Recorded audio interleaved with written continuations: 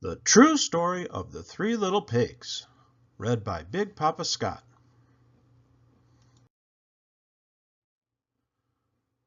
Everybody knows the story of the three little pigs, or at least they think they do. But I'll let you in on a little secret. Nobody knows the real story because nobody has ever heard my side of the story. I'm the wolf, Alexander T. Wolf. You can call me Al. I don't know how this whole big bad wolf thing got started, but it's all wrong. Maybe it's because of our diet. Hey, it's not my fault wolves eat cute little animals like bunnies and sheep and pigs. That's just the way we are. If cheeseburgers were cute, folks would probably think you were a big and bad too. But like I was saying, the whole big bad wolf thing is wrong. The real story is about a sneeze and a cup of sugar. This is the real story. Way back in Once Upon a Time, I was making a birthday cake for my dear old granny. I had a terrible sneezing cold. I ran out of sugar.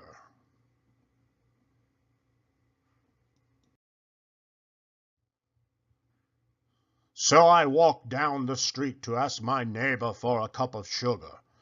Now this neighbor was a pig, and he wasn't too bright either. He had built his whole house out of straw. Can you believe it? I mean, who in his right mind would build a house of straw?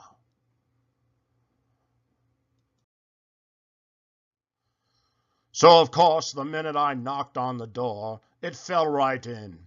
I didn't want to just walk into someone else's house. So I called, little pig, are you in?"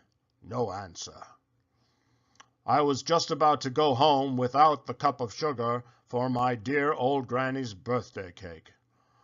That's when my nose started to itch. I felt a sneeze coming on. Well, I huffed and I snuffed, and I sneezed a great sneeze.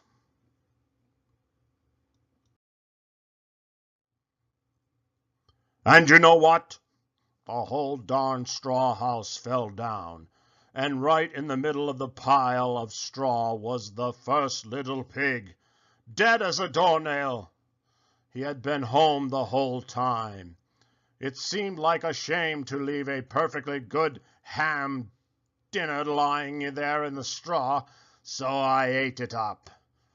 Think of it as a big cheeseburger just lying there.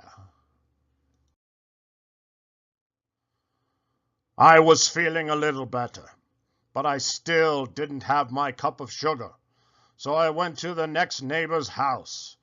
This neighbor was the first little pig's brother. He was a little smarter, but not much. He had built his house of sticks. I rang the bell on the stick house. Nobody answered. I called, Mr. Pig, are you in?" He yelled back, "Go away, Wolf. You can't come in. I'm shaving the hairs on my chinny chin.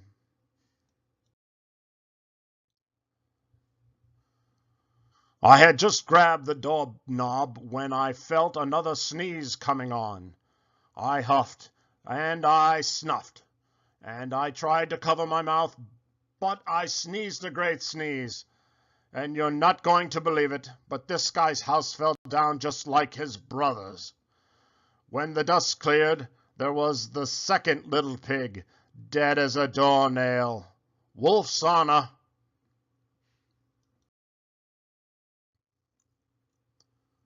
Now you know food will spoil if you just leave it out in the open. So I did the only thing there was to do. I had dinner again. Think of it as a second helping. I was getting awfully full, but my cold was feeling a little better. And I still didn't have the cup of sugar for my dear old granny's birthday cake. So I went to the next house. This guy was the first and second little pig's brother. He must have been the brains of the family. He had built his house of bricks. I knocked on the brick house. No answer. I called, "Mr. Pig! Mr. Pig! Are you in?" And do you know what the rude little porker answered? "Get out of here, wolf! Don't bother me again!" Talk about impolite! He probably had a whole sackful of sugar. And he wouldn't give me even one little cup for my dear sweet old granny's birthday cake. What a pig! I was just about to go home and maybe make a nice birthday card instead of a cake when I felt my cold coming on. I huffed, and I snuffed, and I sneezed once again. Then the third pig yelled, "And your old granny can sit on a pin!"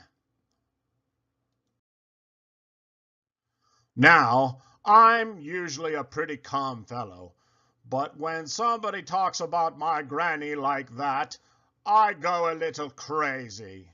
When the cops drove up, of course, I was trying to break down the pig's door, and the whole time I was huffing and puffing and sneezing and making a real scene.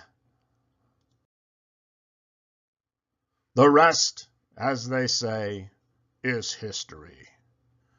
The news reporters found out about the 2 pigs I had for dinner. They figured a sick guy going to borrow a cup of sugar didn't sound very exciting, so they jazzed up the story with all of that huff and puff and blow your house down, and they made me the big bad wolf. That's it, the real story. I was framed. But maybe you could loan me a cup of sugar. The